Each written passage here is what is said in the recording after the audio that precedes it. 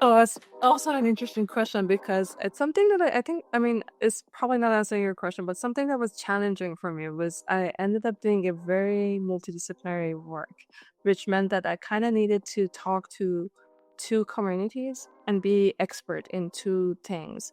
And even like being like non-native speaker of English, that I realized like I thought I'm really okay, but it's okay in computer science, not okay in in psychology or cognitive science. It's like a lot of things at the same time. So it was challenging.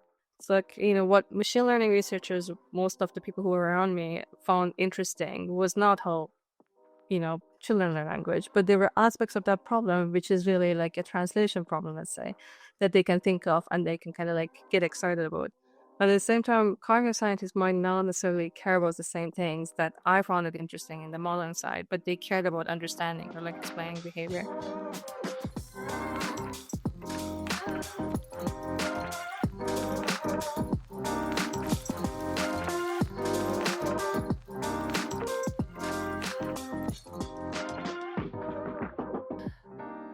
All right. Hello and welcome everyone to whosoever is tuning into this particular podcast. Today we have with us Dr. Aida Nematzadeh. Aida is a senior staff research scientist at Google DeepMind, where her research focuses on multimodal AI models. She works on developing evaluation methods and analyzing models' learning abilities to detect failure modes and guide improvements. Before joining DeepMind, she was a postdoctoral researcher at UC Berkeley and completed her PhD and master's in computer science from the University of Toronto. During her graduate studies, she studied how children learn semantic information through computational and cognitive modeling. Ada, welcome to the show. It's nice to have you. Thank you so much for having me. I'm excited to be here. I'm curious, like, what sparked your interest in AI, and when did you get started into AI? Like, what was your first point that you wanted to, when you decided that you wanted to pursue like a long-term career in AI? Yeah, so the first time I got to know about AI, it's a bit of a cliche, but I was in high school. There was a science fair. We did a project. It was a project on face recognition, which basically meant we went around and collected images of our family members because there was no data set. And then we trained a classifier on top of those images.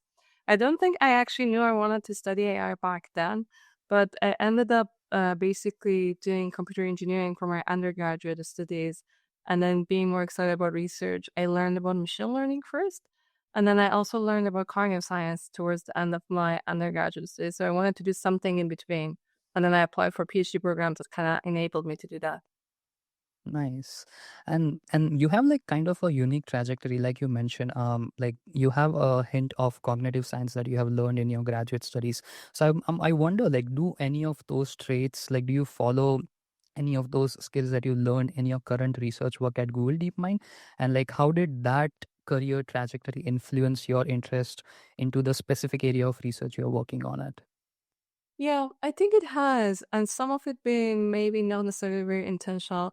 But I learned about cognitive science mostly during my graduate studies through either auditing the courses that were offered back then or visiting some of the labs that basically worked on cognitive science problems. And there's something that's very clear when you work with psychologists and cognitive scientists, and that's the role of data and also the methods that you use to collect data, or also kind of like thinking about experimental design. I think that exists in computer science and machine learning, but maybe not necessarily as clearly um recognized always, at least. And then I think like that has stayed with me. So a lot of my work is based on this idea that we are studying something for which we require high quality data. And then we also need to think about the experimental conditions and the control conditions to collect that data in various settings. And then we can make a conclusion. So maybe the way that I do research is actually influenced a lot by how cognitive scientists do research, but the problems that I study has changed over the years. And it's not necessarily cognitive science anymore, but I use that type of techniques. The techniques basically are the same. Yeah. Yeah, and definitely we'll cover more. I think some of your works, like as in understanding the theory of mind and other things, like we'll cover in this podcast later. But can you also tell us more about like what does your current work entail at Google DeepMind? What kind of projects you have worked in the past, and what kind of projects are you currently leading at Google DeepMind? Just to understand like what your research focus has been. Sure. So I've worked on various different things since I joined Google DeepMind. Most of my work has sit in multimodal space. The earlier work has been on multimodal understanding, in particular thinking about what can we learn by understanding and analyzing our models. What are the type of problems that these models have? Can we come up with solutions for those? What are the training recipes that can improve model performance, for example? And then more recently, it's been more focusing on generation and basically thinking about post training and evaluation methods for generative models. Nice, nice. And like a part of your work research has been also be focused on multimodal models, right? So like just for people who might not know, like this has been a trend in the recent AI research that people are focusing on multimodal AI models. Why do you think integrating language and vision is so much important? And like what exactly do these modalities communicate, and why it has become like such an important thing in the field of AI models nowadays? Yeah, I think there are a few ways to think about this. So, thinking about multimodality is interesting because it gives you a lot more applications in real world. So, basically, a lot of the ways that users interact with AI models is through multimodality. It's not always images; it can be audio, video, or any other types of modalities, but not necessarily always language. And like voice interfaces, for example, are more common these days.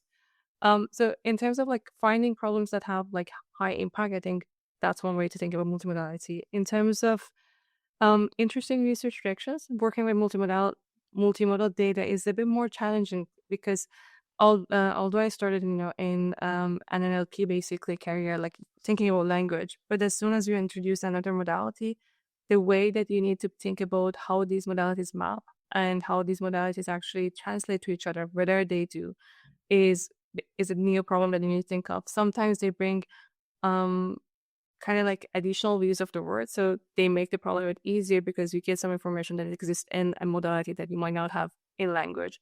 But a lot of times you also need to kind of combine these modalities. So it gives you a bit more a room for thinking about solutions for interesting research problems, and that's why I like it. And then if you think about human cognition and how people learn about the word, it's also very multimodal. I think part of it is basically because you get this reuse of the word that are complementary as you learn about the word. And then that type of a statistical learning is what or what kids basically use when they learn about the word. And it enables them to kind of like generalize across modalities and also like use information from one modality to learn about another modality. So I think different ways to think about it, and based on what you're interested, like what the person is interested in, it can be like one of these reasons. For me, it was probably a combination of wanting to do something different because I worked with language for a while, and thinking about child language acquisition with just one modality is not necessarily um very like it can be very limiting, right? Because at the end of the word, you want to be able to ground what you see or hear to something, to learn an association between what you hear and the word. So I had that background and also wanted to work on something that was a bit more different and also gave me an opportunity to kind of like explore different problems that you would not necessarily see when you work with language. Yeah, so kind of like a few reasons. And the recent trends might be driven a bit by applications. So basically, because we have now better ways to interact with AI interfaces, AI assistants, and we can actually interact with multimodal data, then it becomes like more application driven.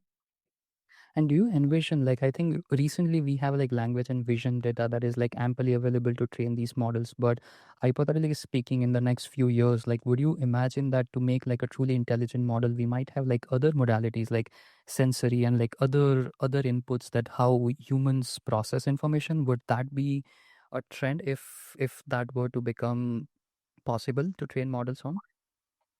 I think so. So any type of data that we can basically collect from the environment both enables us to kind of learn from this new view of the word that might put like include complementary information, but also provides you a way to interact with the word or think of an application or use case that didn't exist before. And the better the models are on those modalities, there's more like people are more likely to actually start using them. Um, it's kind of like thinking about like the first versions of what we had with AI assistants were all like language based, focusing on language. But as soon as we have models that are better with voice interfaces, people are probably kind of like continue using voice interfaces because it's easier for a lot of people and not to have to actually kind of like type as they do other stuff. Um, so it's kind of like interesting to think about ways to collect different types of data. And then if we have different types of data that is as available, then we can always train better models on those types of data. Makes sense. And then talking about like multimodal architectures, like some of your earlier research work, I'm not sure if this was part of like your when you were at DeepMind, but some of your research also investigated like how multimodal architectures are related to different performances. So you investigated like how different factors like training data, the architecture itself, loss functions impact performance. Like, like what kind of findings did you have from that research? Like, what impacts the most? Is it the data or is it the architecture that is responsible behind like high performance in multimodal models? Yeah, I think the work that you're referring to was when we had just started thinking about multimodal transformers, so transformers that are applied to images and text initially. And in that family of models that we were looking at, we are basically thinking about the role of architecture and the importance of the data. The architecture was definitely important, so being able to attend to the modalities at the same time comparing that family of models to what used to be the architecture before, which were basically dual encoders, was very important. And we had observed that if you have attention from both modalities to each other, so like from language side and the image side, that's better than just having one-sided attention, either from image or from language. In terms of data, we also were looking at kind of like what is the impact of having cleaner data, which higher quality data, which basically has better correspondence between images and text as opposed to larger data sets. And there we also observed that the smaller, cleaner data sets are actually more useful. So there's an advantage of actually trying to filter data or cleaner data as opposed to just like use a large data set. And then we also were thinking about like the similarity of the data that you train on. I think we were specifically looking actually at just language similarity. So we had this different data set that shared images and then different types of language. And the more similar the language in the data set was to your task, not surprisingly, it was more useful for the task. And that also kind of tells us like, you need to consider when you're collecting these different types of annotations for specific sets of images, it's good to have diversity, but at the same time, if you care about a very specific task, maybe having that similarity between task and the language and the data is also important. And in your investigations, did you find anything useful that explains like why the architecture, like before two transformers, we had like different variants of convolution neural networks that were used in imaging tasks. Is there anything specific related to architectures of transformer that makes it scale across data sets and also across different uh, variants of the transformer models? Like bigger the model, better the performance, and bigger the data sets, better the performance. Is there anything specific inherent to this architecture? So, in this specific work, we weren't actually really comparing it. We weren't comparing what, let's say, the inductive biases. So we weren't comparing multimodal transformers with previous family of models or like ConvNets. The question was in the transformer family, the way that we combine information that can be through attending to the individual modalities separately and then combining the models through the loss, like the last layer with the loss, as opposed to attending from the beginning, is that important? And then we are also thinking about the depth, like the importance of the depth of the model. Um, so one thing that you already said basically is that outside of our work, the multimodal transformer are very bit more practical because of the way we could scale them, but not necessarily a result of this specific paper that we did. Yeah, I see. I see. And some of your recent work that I found out from your research profile, I think you have been focusing more on the evaluation of large language models and per se like any large models. Can you paint us a picture of like how this field has progressed in the last, I would say, 4 to 5 years, and why evaluating these models has become like a big challenge? Because as a person, like I don't actively work in the large language model space, but it becomes like very hard to interpret like and how to compare these models because we have new benchmarks coming in like every few weeks or few months now, and we have new models that try to beat this, but it's very hard to have like an apple to apple comparison for their actual performance where people are targeting like AGI benchmarks. So can you paint the picture of the landscape of like evaluation of these large language models, and what is the uh, gold standard or like the hardest benchmarks that people should be focusing on for these models? Yeah. So personally, I actually have been mostly focusing on recently on image generation and video generation. So like generation, but not on the language side. Um, some of my earlier work focused on evaluating large language models. And the idea that I had there was to think about capabilities that we were interested in. So, for example, common sense reasoning or theory of mind that we weren't measuring before, but we wanted to see in an AI assistant and think about existing evals for those capabilities or designing new evals for those capabilities. And then at the same time, thinking about how, like having a benchmark, is that enough? Or do we need to actually think about like the way we use that benchmark for a specific model, the baselines, the metrics, to be able to kind of like have conclusions that were about the benchmark and not necessarily just about the benchmark, but about the capability. So being able to say that the specific benchmark actually measures this capability is a good proxy.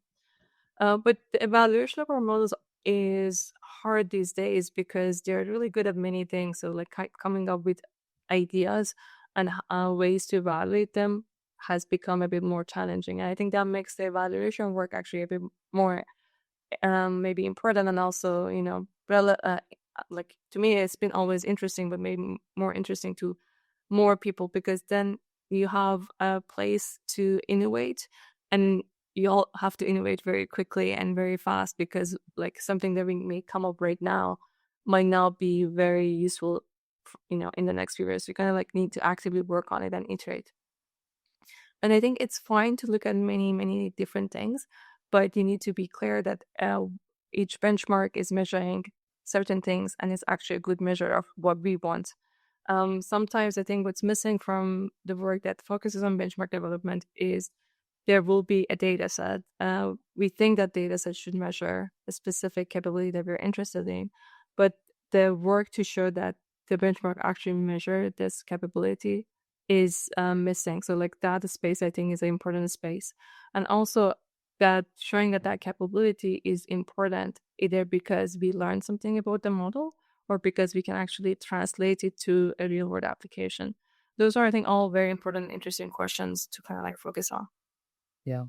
And I think few months back or few years back, I'm not sure on the exact timeline, but there was also a concern where people have these benchmarks, but most of the times it's like the test time performance is like more like train time data, right? So like for example, the test time, whatever you basically input to the model as a user, there is a high likely chance that model has already seen that data because it was trained on such a wide and massive data set. So it's very hard to actually see and understand if these models actually are interpolating in a very nice way versus like just spitting out what it has learned like patterns within the data sets. So I think like having a very holistic understanding of these benchmarks also is very important to make sure it has not been exposed in its training time. That's right. I think the issue of making sure that if you're interested in testing generalization, that the data that you have in the benchmark is tested for the generalization is novel in some aspect, is important and is challenging. And the more, black box the system is, it's actually harder to basically test for that. Yeah. And in some of your works, you have also investigated if these large language models can understand the numerical or like the quantitative aspects of the data sets. So can you shed some insights into like what you found from that research, and in itself, like how, like what makes these large language models fundamentally not understand numerical concepts in its first place? Is it because of like the way how we tokenize the data set, or is it something else that makes it fail on numerical concepts? Yeah, so the work that we did focuses on image generation. So again, not necessarily large language models, but when we generate images given a language prompt. And for these family of models, generating numerical concepts seems to be still an issue, especially if you look at more difficult numerical concepts, let's say. So when we test for numerical reasoning, we can test for counting, which can be basically like very simple, basic counting. For example, I want an image with a few apples.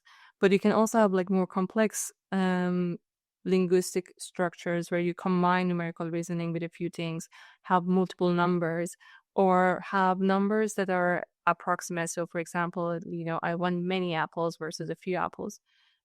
This is challenging for probably a few reasons. One thing that's definitely less clear for this type of task is what type of training data exists. And so, like, one example that we have in that paper that I like is if you ask the models to generate a specific number of pistachios, it's often incorrect because in most of the images and the descriptions of the images that we probably have, we don't really care about like 7 pistachios. We have a few pistachios, many pistachios, a bunch of them. So it's harder for the model to actually learn that specific concept in the case of pistachios. For some concepts where the numbers are a bit more mentioned, it's probably easier. And then numbers are in particularly hard because it's also hard to cover the whole space of numbers. Like even for smaller numbers, we don't necessarily have a lot of data. But then if you consider like larger and larger quantities, it becomes harder. And then for very large numbers, you have multiple objects that you want to depict in an image, and that's on its own, it's hard. Um, so a few reasons, and there's some work that tries to basically think about specific architectures or biases for numerical reasoning for both family of models. And it's kind of like one other interesting research direction to focus on. I see. And in your opinion, like would focusing more on like collecting more annotated data sets to make sure the model understands these numerical concepts, would that be the way forward to more fundamentally fix this issue, or is it something that needs to be done on the architecture level? Like, for example, like how do I uh, allow a model to understand like a few versus like a many versus like just a few? Like how can it actually understand the conceptual definitions of these terms? I think it's a combination of both. So it's and usually it's interesting to actually explore both directions, and you probably get different types of benefits. But without any training data, it's really hard to even start. Um, for concepts that are a bit more approximate, like a few and many, I think it's also interesting because it's a bit ambiguous. So it's kind of like another interesting research direction. Like ambiguity is something that people learn again depending on the language and depending on the situation how to interpret. And sometimes many might mean 10, sometimes many might mean something else depending on what objects you use. So that type of ambiguity I think is just generally challenging, and like being able to kind of like recognize there's an ambiguity and infer the right information depending on the context is probably how it should be done in the reasoning space of the models, which means that you kind of also need to think about like what would be the meta, what would be the data at the same time. Right. And like extrapolating this to like not just numerical concepts, but I would imagine even from just like the qualitative aspects of data sets, like I would imagine like there would be ample number of scenarios where these models in general would not grasp the understanding because of the limitation of like how the data was annotated, right? So like just like how these words actually are represented versus like what we mean by it. Like I'm not sure like if I can come up with an example, like but example a few versus many, like we have like a numerical concept in our head when we say these terms, but it's like in a very abstract way, right? So it's like a relative comparison. What do I say? Like let's say if I were to say a few lemons, that would be just a few, but if I were to say a few berries, like they would be like at least 5 or 10 berries, right? So like it's more like a relative concept that we as humans understand in a very common sense way, but it's very hard to portray or inculcate that in a technical model. I think that's basically what I was hinting at, but it's also kind of like learning that there are multiple interpretations of the same label given the situation that you observe. And if there's enough data, those patterns are like, easier to learn. But when there is not enough data, then it becomes a harder problem. Right, right, right.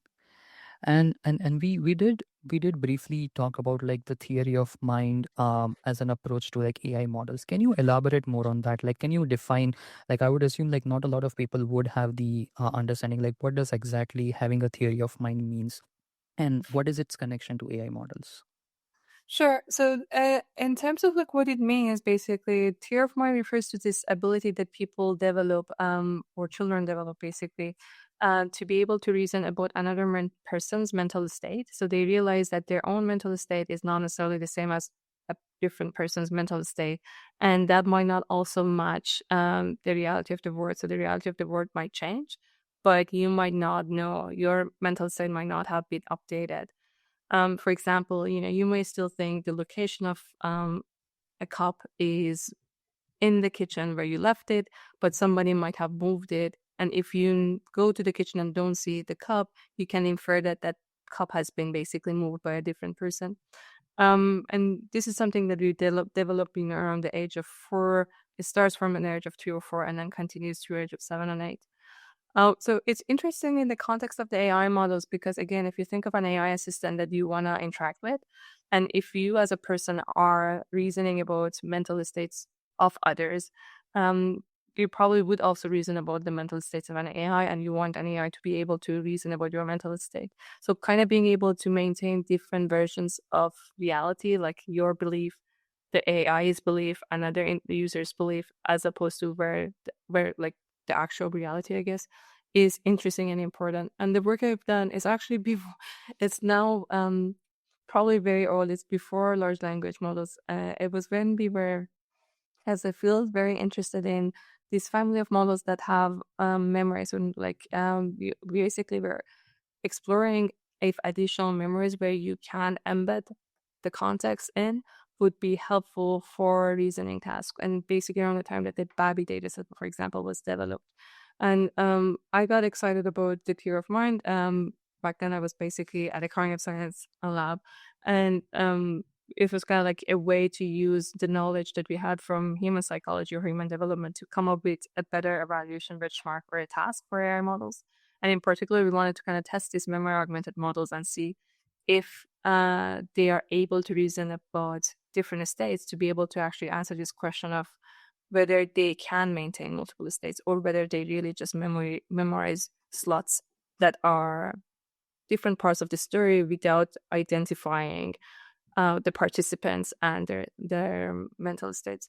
So it's more of an analysis work on that family of models. But the benchmark, I think, was used by other people, and then basically when the large language models were um, good enough for people to play with tier of mind questions. So an updated version of our task and similar tasks have been basically used to evaluate the more recent models. Right. And I don't know if you already covered that, but like, do you think these large language models in generally do capture like a theory of mind concept well while it's trying to learn from the data sets, or is it much more of a, like an empirical way it tries to deduct the patterns from the data sets? Like, do you think they have like that conceptual framework being learned? I think it's hard to measure that, right? So what we really have with this type of models, again, when you have even for when you are working with these models, when you start evaluating them, you have kind of like a black box in terms of the representations or what the models have learned. And I think for me, it is more interesting to try to work with that black box and try to measure and evaluate the behavior and analyze the behavior. Why we see a behavior to be like basically why the behavior is seen, it's harder to evaluate, and I don't want to basically make a conclusion without having done the work. And we really have no way to evaluate for the question that you're asking. We can evaluate the behavior by testing various different types of theory of mind tasks that we know from the literature in different situations, try to kind of like cover generalization aspects of it, have novel situations to make sure that the model is kind of like able to respond. But that's where we are basically. That's how we evaluate them. I see. I see. In recent research, we have also seen people come up with strategies to evaluate these large models, or in general any generative models, where they use LLMs as judge. What do you think about these approach? Do you think, like, I mean, in terms of very rudimentary settings, we definitely see this is like a scalable approach, but I would assume like this would be like super biased, right? Because if you are using models to grade models to make it like a fast and cheaper approach, it would have a lot of verbosity bias, judge model bias, and also very imperfect way of agreeing with humans. What do you broadly think of this as an approach? Do you think this is here to stay and like better LLMs as judges will come out, or do you think there is some fundamental limitation? Yeah, I think as a research area, it's definitely a very interesting problem to work on. And the idea of using generative models to evaluate other generative models is a very strong one. But I don't think there's is one solution for all the problems. And I think it's very problem specific whether you can use a generative model for evaluation. For some of the things we can, and it's probably going to be good enough that we can basically for a lot of our annotation efforts replace human judgments. For many things we might not be able to do it yet.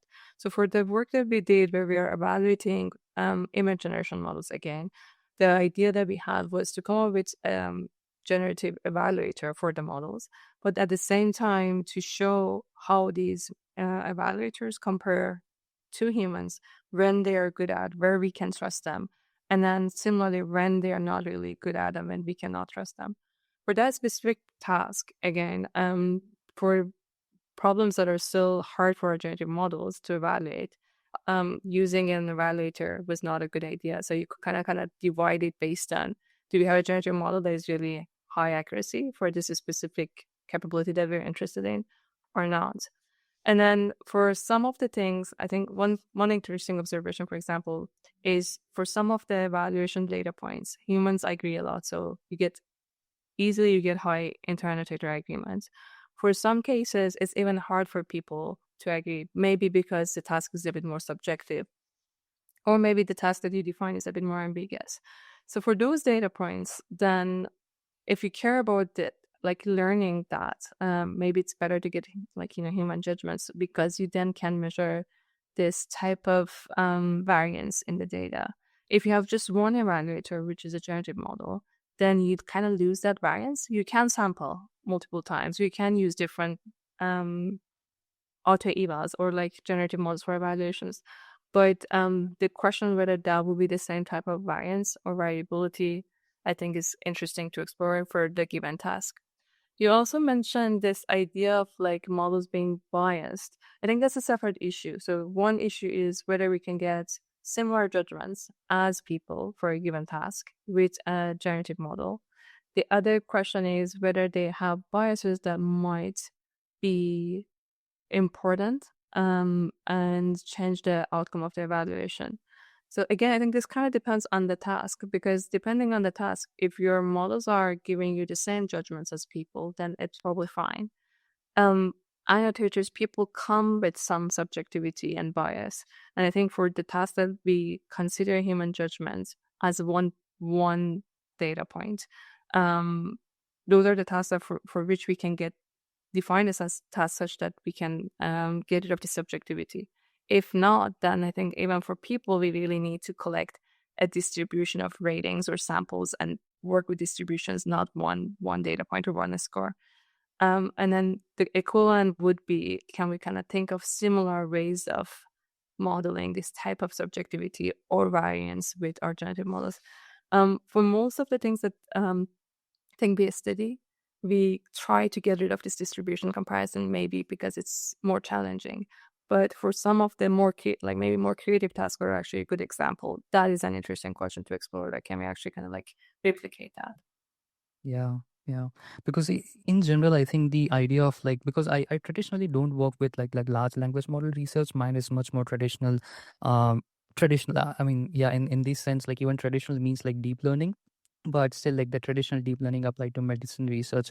And we typically ask these question a lot that can we use these large language models as a judge to like, let's say, AI reports that are being generated for medical scans or any similar applications.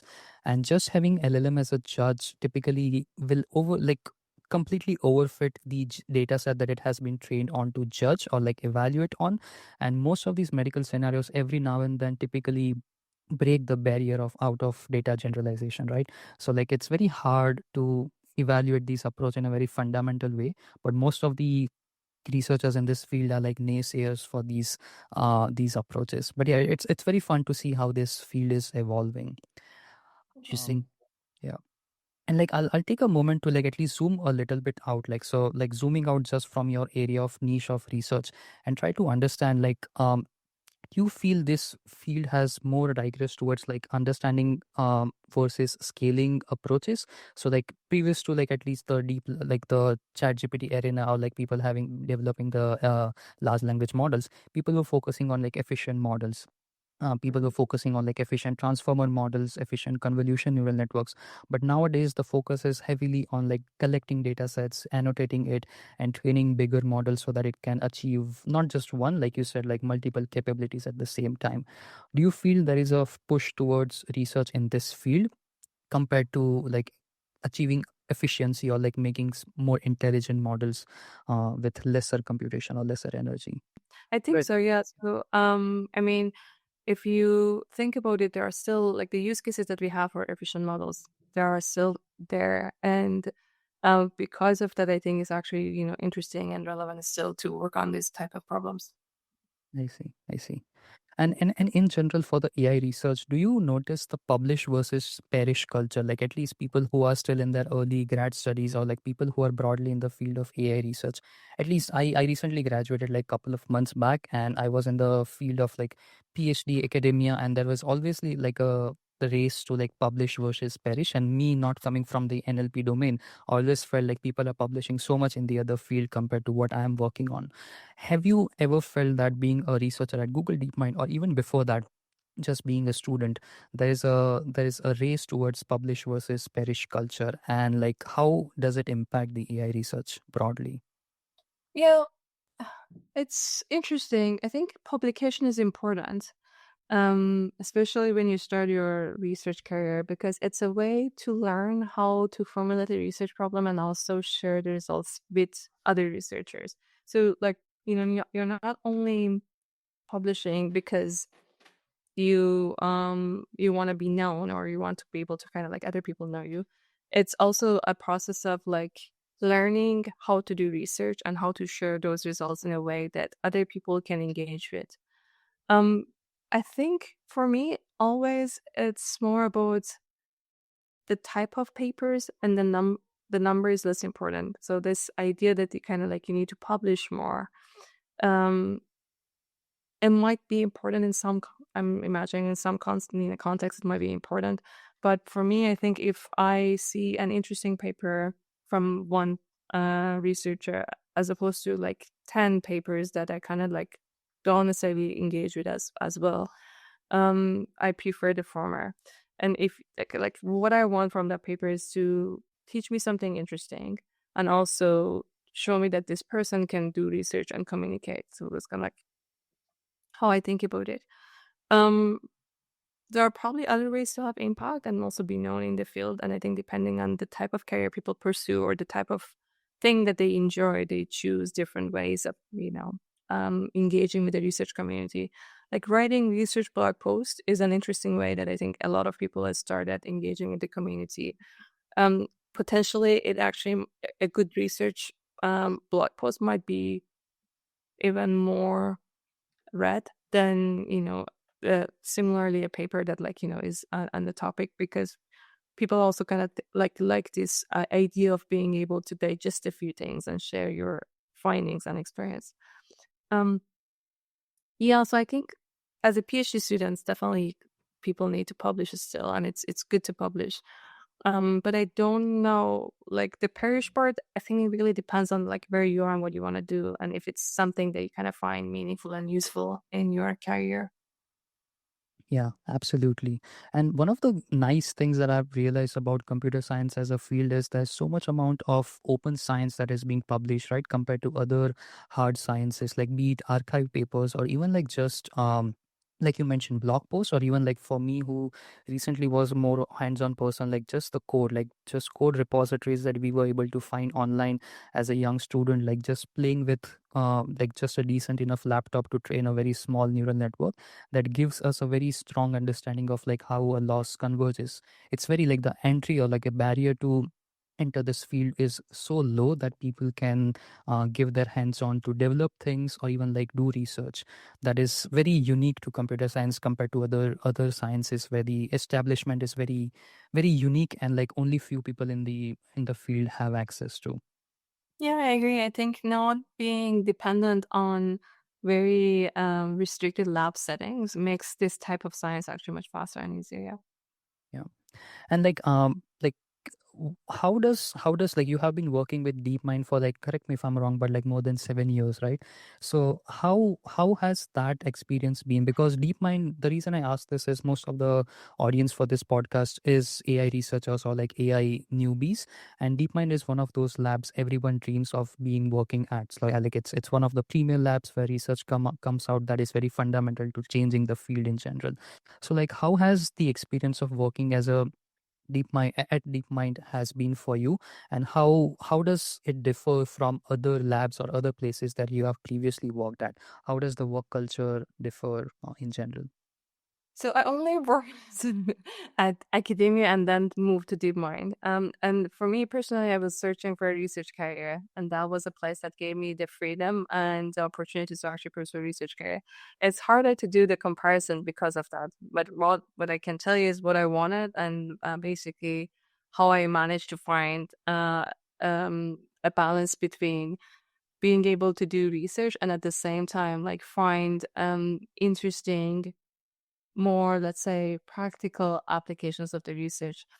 Um, Again, I made that decision, so I kind of like wanted to do this, and being in industry enables you to do that.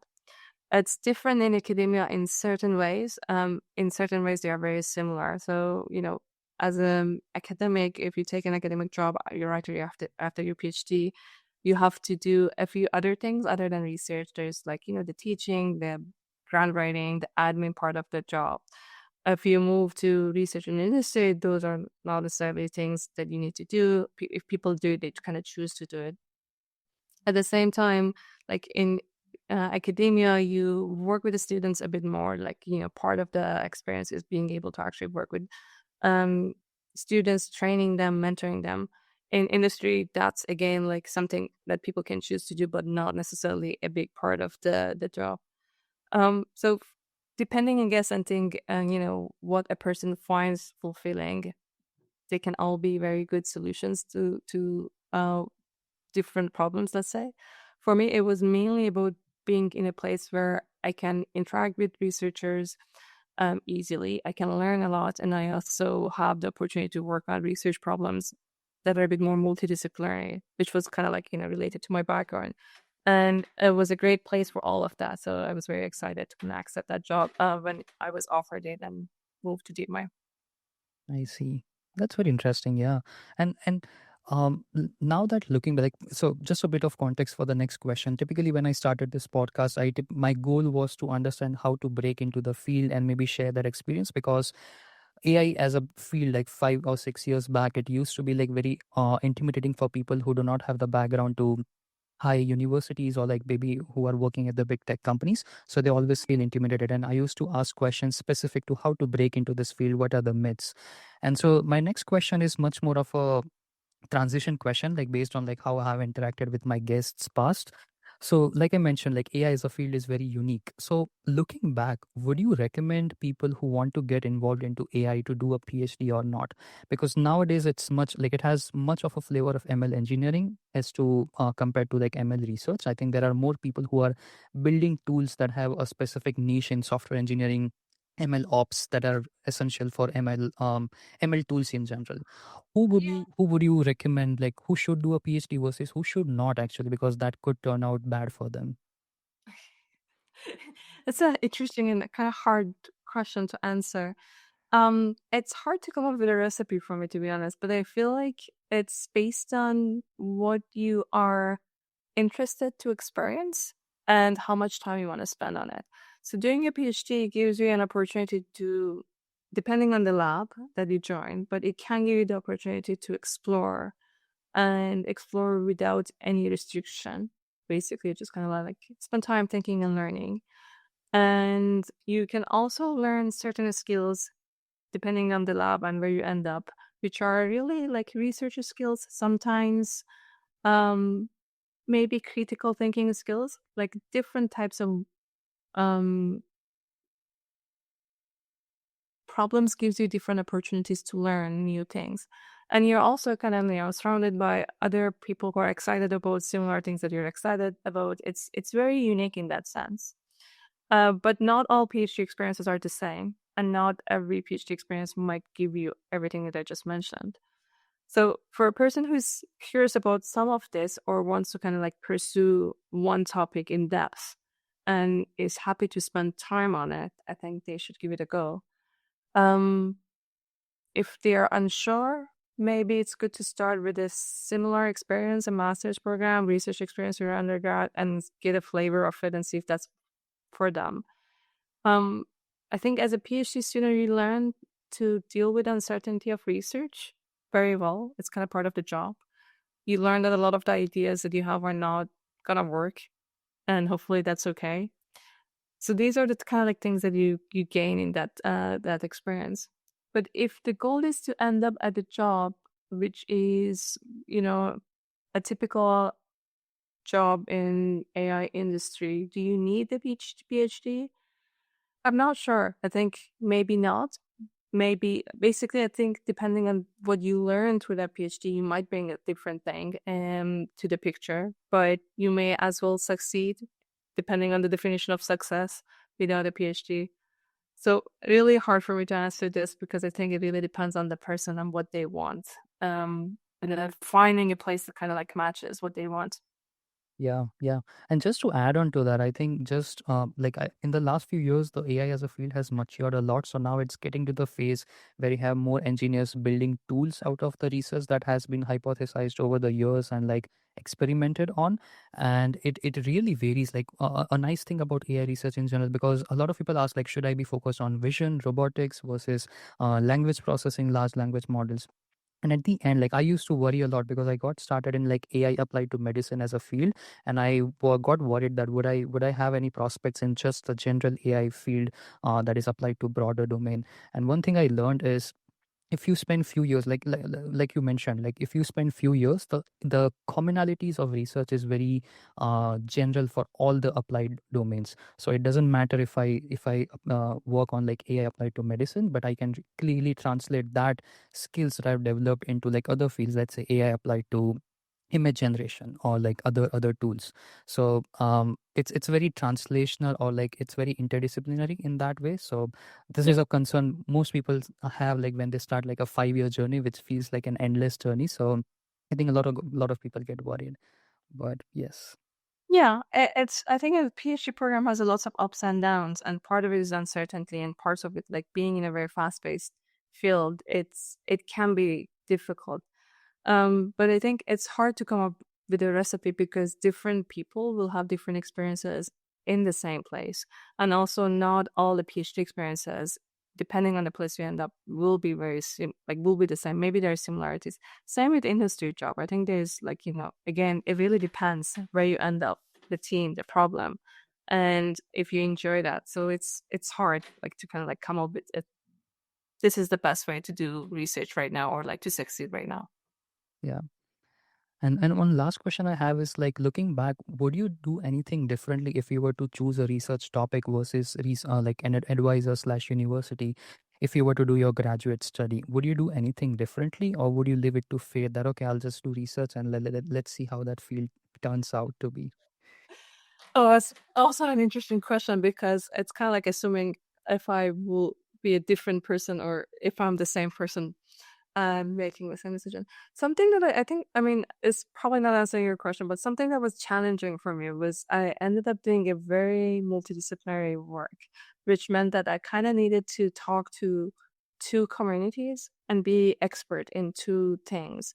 One of which I didn't know anything about. So like cognitive science, I didn't have any background. I went to a technical university for undergrad. I didn't even really pass any psychology courses. So it was kind of like learning everything. Um, and even like being like non-native speaker of English, that I realized like I thought I'm really okay, but it's okay in computer science, not okay in psychology or cognitive science. So it's like a lot of things at the same time. So it was challenging. And I think it took me some time to actually learn that that's okay. Like that challenge is part of it. It's normal. But also that I kind of need to learn to talk to these different communities, but also talk to them differently. So like, what machine learning researchers, most of the people who were around me found interesting was not how children learn language. But there were aspects of that problem, which is really like a translation problem, let's say, that they can think of and they can kind of like get excited about. But at the same time, cognitive scientists might not necessarily care about the same things that I found it interesting in the modeling side, but they cared about understanding or like explaining behavior. If I had known this, I think earlier in my career, would have caused a bit of or removed a bit of a stress, let's say. But it took me some time to actually get there, and it was a bit of chaotic experience, which might have had good outcome at the end. But yeah, with a bit more structure and like just information about how to deal with this chaos, I think I would have been probably again less stressed. Yeah. And just want to add, like I completely agree to that. And just I'll add my 2 cents on top of it because I had a very similar feeling when I got started in my research because the only evaluation, like basically whatever experiments we did, whatever results we generated were like evaluated by neurologists from Mayo Clinic. And they have like a very rudimentary understanding of like what machine learning is in general. Like they do not, they definitely treat AI models as black box. And that's when it was very challenging for me because if I see other people, they were trying to beat benchmarks, and if you get better results, that results like in a paper, right? And in our case, that was never the case. We got better performances, they always asked the question, so what? Right? So like it doesn't matter like how does it translate, or like how does it make a change in my clinical research. And so we always used to ask questions like, can we translate these numerical results into qualitative findings, like for example biomarker discovery, or like localization of like where exactly these gradients flow back to, and like just like any investigative performances. So by default, I was trained in the first few years of my PhD that just numerical results don't mean anything.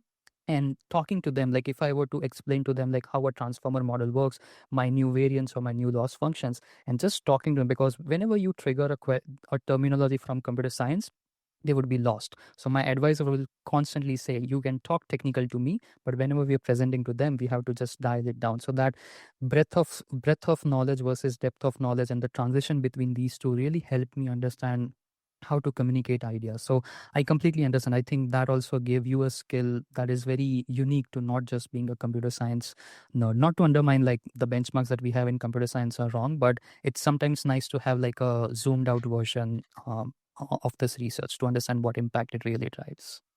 Yeah, that makes sense. But yeah, I think we are right at time. So definitely, we have like I definitely have like lots and lots more questions, but maybe we'll keep that like for another version of this podcast. But I would like to thanks for being here. Thanks for agreeing to do the podcast and Thanks for sharing your having me. research. And yeah, I'll leave links to whatever research that you have published so that people who are more interested to deep dive based on this conversation, they can do that. Um, but yeah, thanks for being here, and keep on publishing great research as you always do. Thank you so much for having me. It was fun talking. Thank you.